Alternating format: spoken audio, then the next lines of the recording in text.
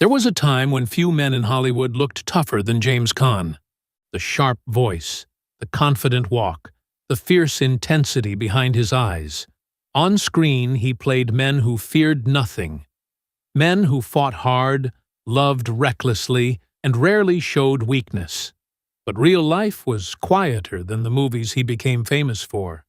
Behind the fame, the parties, and the unforgettable roles in films like The Godfather, James Caan spent much of his life searching for something surprisingly simple: peace beside someone who truly understood him. He loved more than once.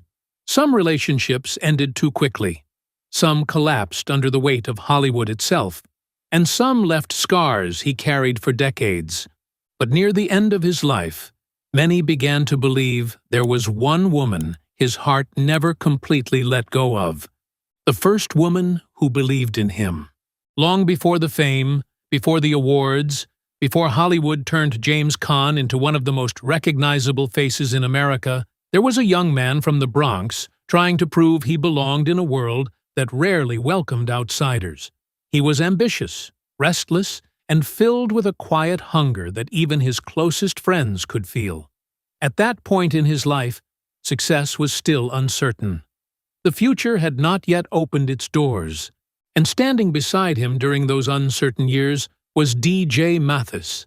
To James, she represented something Hollywood could not give him: stability. Their relationship began before the noise of celebrity entered his life, when love still felt private and uncomplicated. In those early days, there were no photographers waiting outside restaurants, no headlines, no pressure to maintain an image. There were simply two young people trying to build a life together while chasing difficult dreams. Friends later described James during this period as deeply driven but emotionally intense. He wanted success badly, perhaps too badly.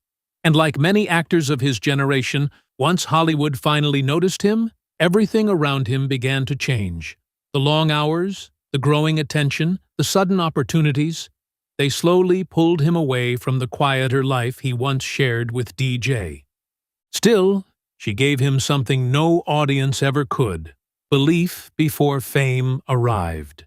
That mattered more than James sometimes admitted. Their marriage eventually faded beneath the weight of ambition and changing lives. By the mid-1960s, the relationship had quietly come to an end. But people close to James often sensed that he never forgot those early years, the years before the world knew his name, when one woman saw greatness in him long before Hollywood ever did. And sometimes, late at night, those first loves become the hardest to fully leave behind. Hollywood, fame, and the woman caught in the storm. By the 1970s, James Caan was no longer a struggling actor searching for opportunity.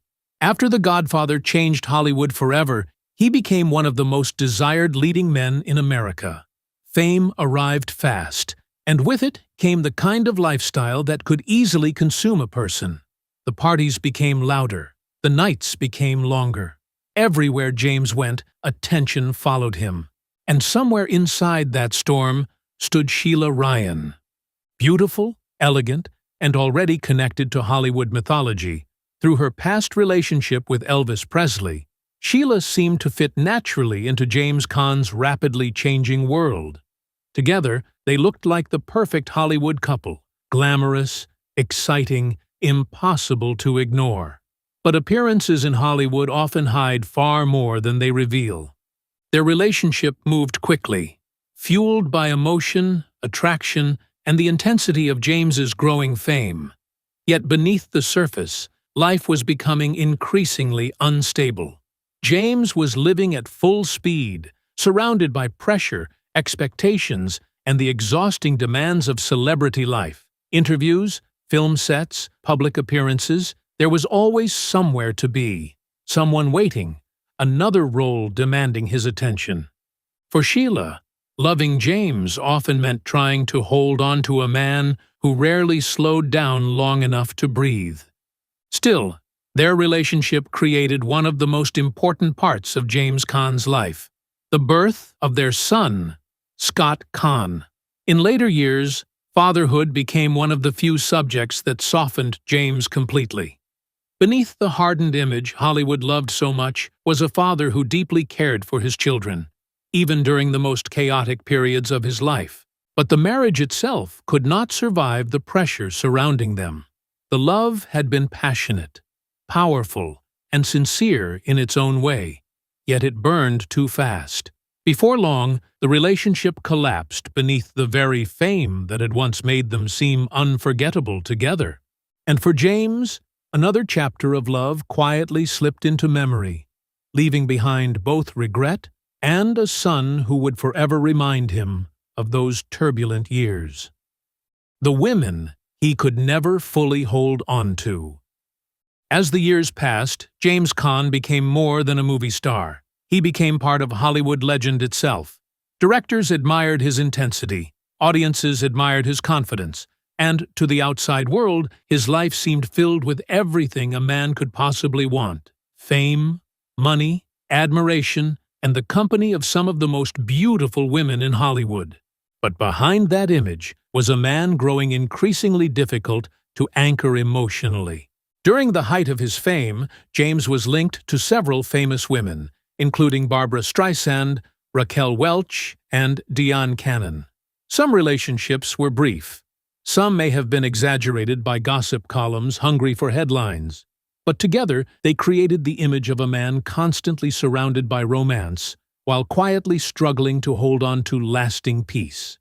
Hollywood in the 1970s was a dangerous place for emotional stability. The industry rewarded confidence, but rarely encouraged vulnerability. Men like James Caan were expected to appear fearless at all times, and perhaps that became part of the problem. The stronger he looked in public, the harder it became for anyone to truly reach the lonely parts of him hidden underneath. Friends later described periods where James drifted deeper into emotional exhaustion. Fame brought attention, but not necessarily comfort. The glamorous dinners, crowded parties, and flashing cameras eventually began to feel repetitive, almost empty. Relationships started quickly, but many faded just as fast, unable to survive the instability surrounding his life. The love that arrived after the chaos. By the early 1990s, James Caan no longer moved through Hollywood with the same reckless energy that had once defined him. Time had changed him. The fame was still there, the respect still undeniable, but something inside him had softened. After years of emotional highs and painful disappointments, James appeared to grow tired of the chaos that had followed him through so much of his life. And then came Ingrid Hajek. To many people around him, this relationship felt different at first. James seemed calmer, more reflective, less interested in the endless noise of celebrity culture. Age had begun teaching him lessons success never could. The late nights and constant attention no longer carried the same excitement they once had. What mattered now was peace, family, and the possibility of building something lasting before too much time slipped away. For a while, Ingrid brought that sense of renewal into his life. Their marriage represented another attempt at stability, not built on Hollywood glamour, but on the hope that maturity could succeed where passion had once failed. James had already lived through heartbreak, public scrutiny, and the emotional weariness that often follows years in the spotlight. By now, he understood that fame could not protect a person from loneliness. If anything, it sometimes deepened it. Fatherhood also continued changing him during these years. Those closest to James noticed that his children grounded him emotionally in ways Hollywood never could. Around family, the hard exterior often disappeared. The fierce actor audiences admired became quieter, gentler, more human. But even with greater maturity, some wounds are difficult to outrun. The marriage eventually began to fracture under pressures that neither time nor experience fully healed. Old habits, emotional distance, and the complicated weight of James's past slowly returned. What once looked hopeful gradually became another painful ending. And yet, by this stage of his life, James seemed less angry about loss than he once had been. There was sadness, certainly, but there was also resignation. The quiet understanding of a man beginning to realize that love is not only about finding the right person. Sometimes it is also about becoming the right version of yourself before it is too late. The woman who stayed through the broken years. When James Caan met Linda Stokes, he was no longer the reckless young actor racing through Hollywood at full speed. Life had already humbled him in many ways. He had experienced failed marriages, emotional exhaustion, periods away from acting, and the growing realization that fame could never fully replace real companionship. By then, the excitement of celebrity had begun fading into something quieter, something lonelier. And perhaps that was why Linda mattered differently. Their relationship lasted far longer than many people expected. In Hollywood, where marriages often disappear almost as quickly as they begin, years together carry their own kind of meaning. Linda became part of James's everyday life through some of his most difficult personal seasons. Together they built a family, raised children, and tried repeatedly to hold on to stability even when life around them became emotionally complicated. It was not a perfect marriage. Far from it. There were separations, public disagreements, divorce filings, reconciliations, and long stretches where their relationship appeared exhausted by years of emotional strain.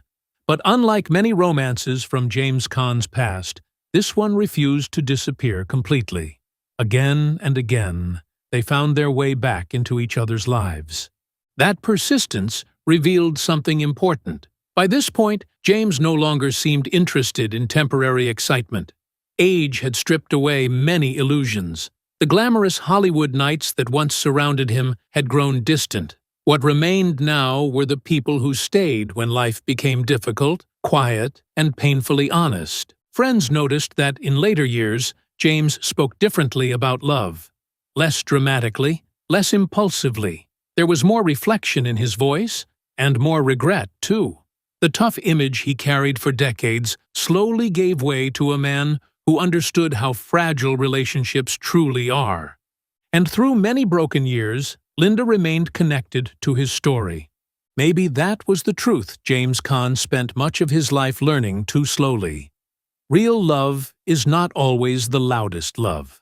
Sometimes it is simply the person who stays through the chaos, the silence, the mistakes, and the passing of time itself.